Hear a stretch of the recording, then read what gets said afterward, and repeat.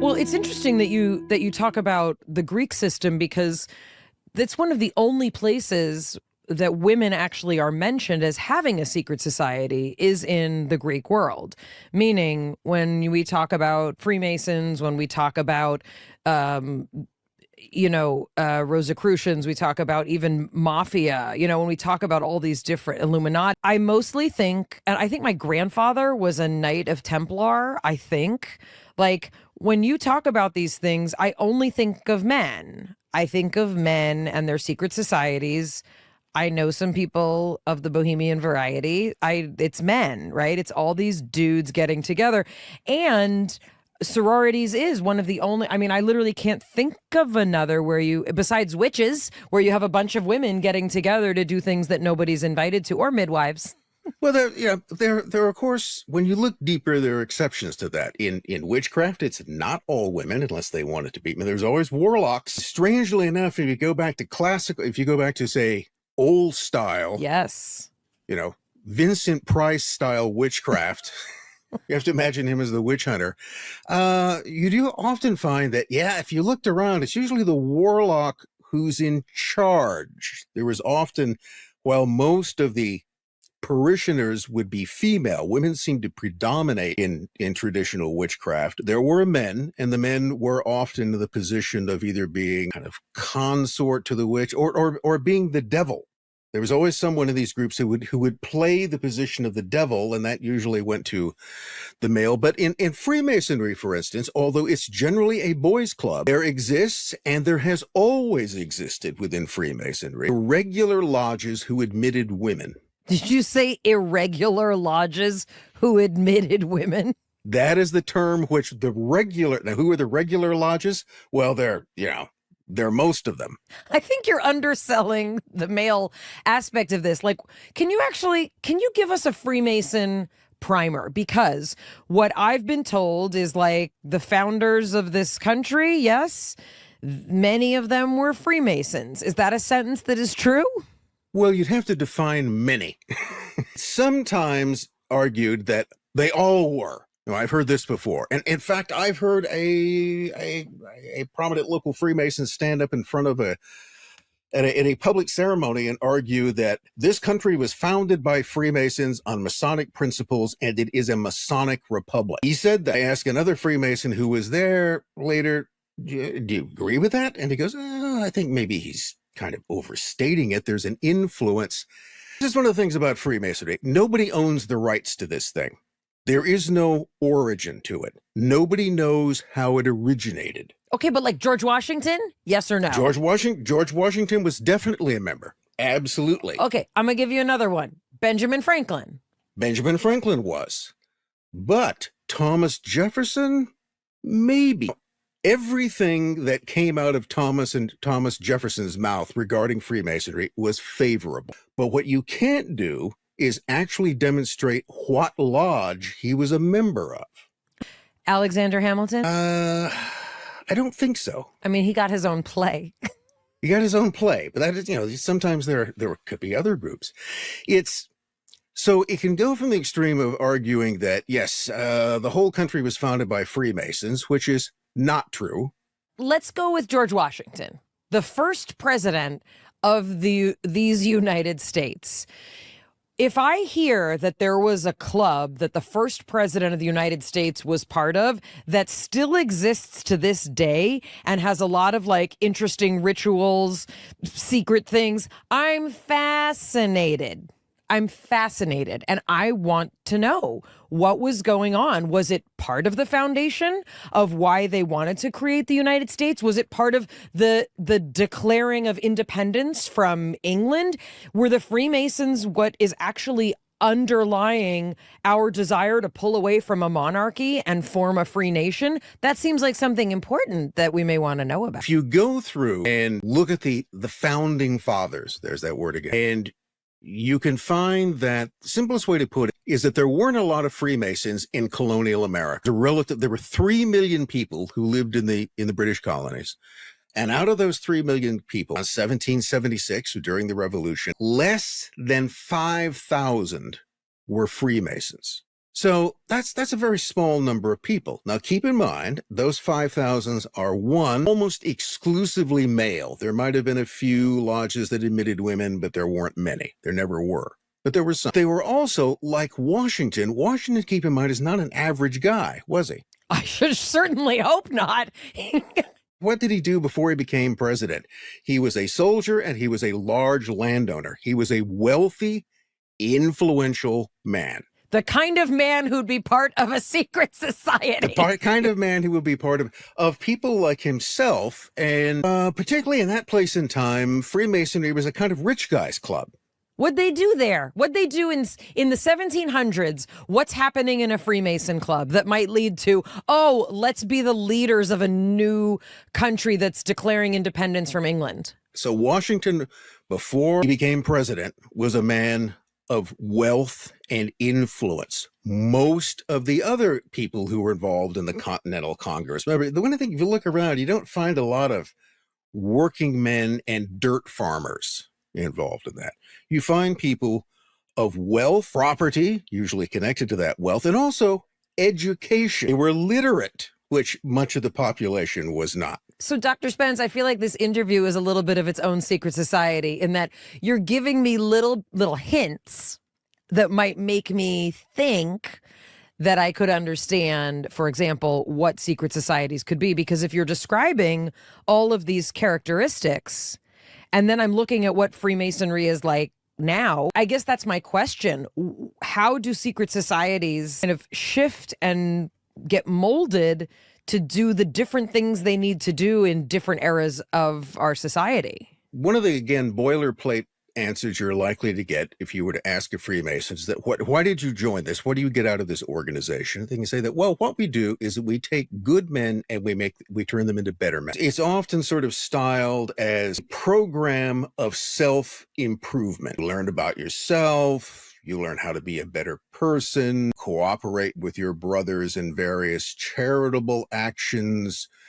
You go through a series of ritual initiations, which again are supposed to teach you something about yourself. And then you learn other things, and that's what you have to be a member to find out. There is a spiritual dimension to it, which is outside any kind of formal religious sense. Now, by tradition, there were always two things in a lodge that you were never supposed to talk about during the lodge meeting. Those were politics and religion. Why? Because that's the quickest way to start a disagreement. And one of the things you want to do within the lodge is to not have disagreement. So the lodge isn't going in and having a political discussion and arguing about it. It is to find fellowship. This is the term that will be used again. It's all about fellowship. It's all about brotherhood. It's all about self-improvement. But why'd they have to do it there? They got the whole world. Women were just at home chillaxing and getting pregnant. They had the whole world, and then they had to make these secret societies. Because I think there's something that's unsaid in this, which is we're going to help you become the best version of yourself. Oh, there you go. But there's an overarching ideology behind the organization that they're going to guide people towards, and that is unspoken. That each of these societies wants something and believes something particular that they may not be overtly communicating. And they're promising this self-improvement. They're promising some sort of unlocking your potential or spiritual experience. But ultimately, the end goal, people believe anyway, is more nefarious than that, or is going towards the group's overarching philosophy that may be kept much closer to a few founding members. And also, the two areas that in theory we're supposed to leave outside of secret societies, politics and religion, are exactly the places that so many of us are learning about secret societies having influence. You know, the family being one example, an incredibly influential conservative Christian fellowship that is in charge of many, many aspects of things that we do not have purview into. And they are specifically political and religious. So I'm curious also where that divide occurs.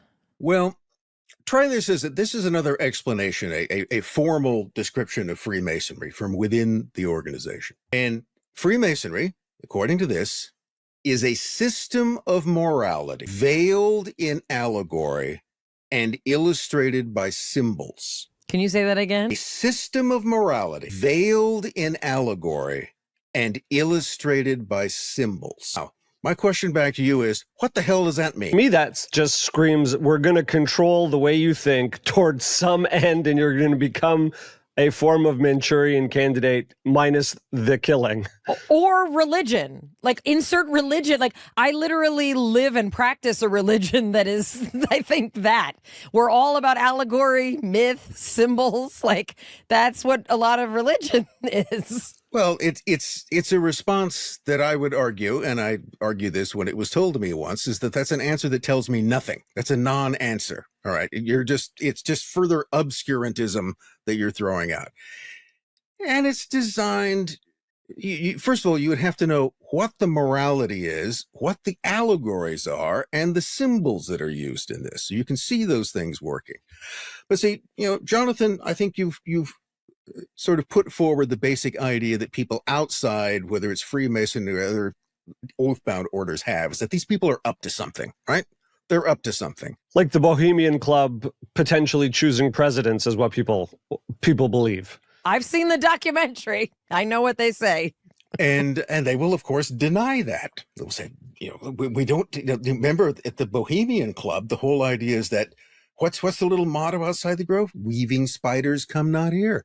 The last thing we want to do is to talk about business. Oh, no. We never want to do that.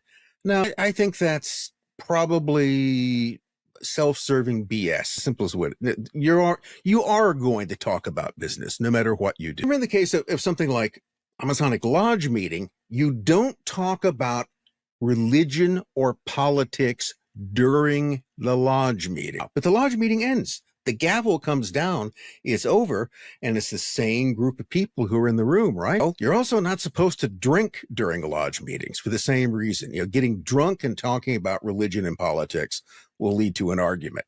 Or a baby. or a baby, or maybe some revelation, but probably an argument. But once the lodge meeting is formally ended, well, now you can all have a beer and you can talk about religion and politics. So what goes on very often is that what you've created in the secret society, particularly through deciding who's going to get into the fraternity, swearing and inculcating a loyalty to the group, you've generally created a group of like-minded people. That's how you're going to get in there. Sometimes groups like to have diversity of opinion, but generally people like to hang out with people whose opinions are pretty much like their own. Once you've got that, you then have a kind of petri dish to create all other sorts of things. So you can have a regular lodge meeting and you can go through your lodge business and you can get some self-improvement out of it, maybe get some secrets of the universe. And then when that's over, the same group of people can plot to overthrow the government, which at various points in time in history, that's exactly what they've done. There have been whole revolutions plotted within lodges. That's not conspiracy theory. I can give you the prime example of it is the Young Turk Revolution, in the early 20th century, the one that overthrew the Sultan of the Ottoman Empire. And there was one, and they used the lodge as a cover for political activity. People would argue, these guys are kind of harmless. They're not doing it. Yes, they are doing something. They're plotting coup d'etat to overthrow the government. They did so in the Macedonia Resorta Masonic Lodge in Salonika. You can name the lodge and the town it was in, and you could probably determine the meetings where they plotted the revolution. That's not the first time something like that has happened. So it's this thing of that you can have whatever the particular activities involved with Freemasonry or whatever the organization may be in and of itself, the same group of people, the same assembly, the same fraternity of the like-minded can be turned to another purpose. Well, it's a great cover. If your organization claims not to be religious or political, that's the perfect place to hide secret political activity. Yeah.